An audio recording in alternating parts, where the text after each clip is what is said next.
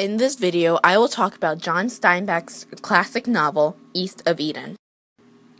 In this video, I will cover the connections, the time period, the quality, the universal themes, and the setting. I will cover the personal connections, the connections with other works of literature, and also the worldwide connections. For this book, I didn't really have that many personal connections, only small things like having a younger brother and having to care for him, and maybe a little bit of the battle between good and evil, but not as drastic as the characters in this book. Even though I couldn't find a precise example of a connection with other books, I know that there are other books out there where there are two brothers. One is more jealous than the other, and it will, in the older one or the younger one, whichever one's more jealous, will manipulate and twist the other brother into doing something that they don't want to.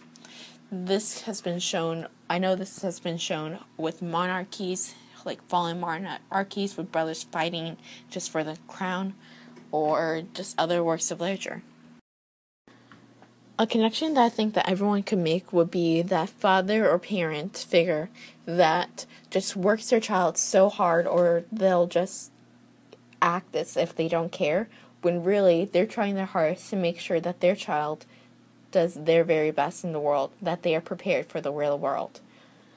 In this book, Charles and Adam's father works them very hard from a young age, from making them do military exercises often enough so that it's second nature, to making them walk around with heavy book bags filled with rocks before they can really fully be children.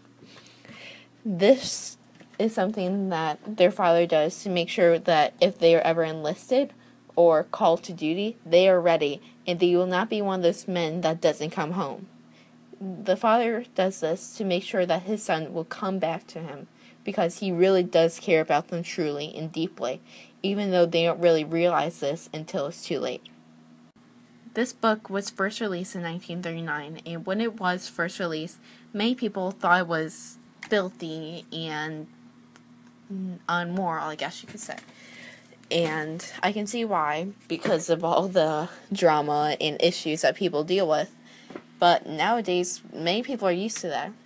From just seeing it in the everyday news to watching on your favorite soap opera, these drama incidents people see every day, and now I think it's a lot more relatable and less controversial than back in the 1940s when it was first released.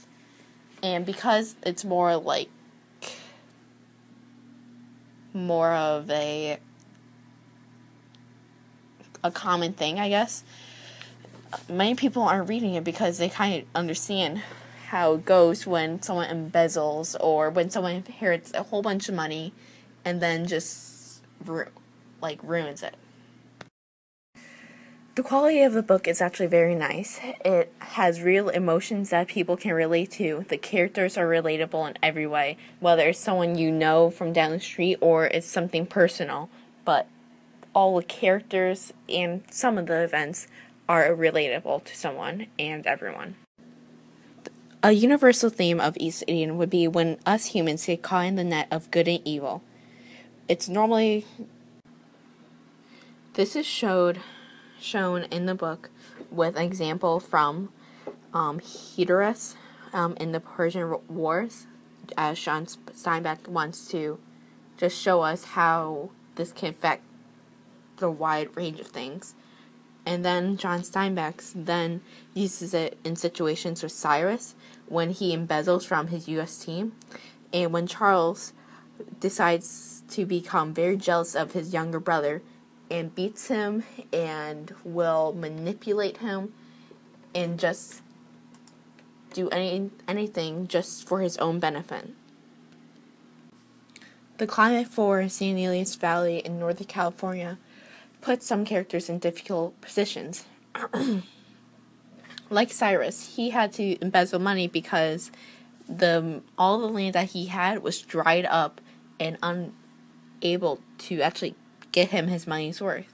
So that put him into a position where he could either not have enough money to help support his family, or choose evil, like I said before, and just have to embezzle money.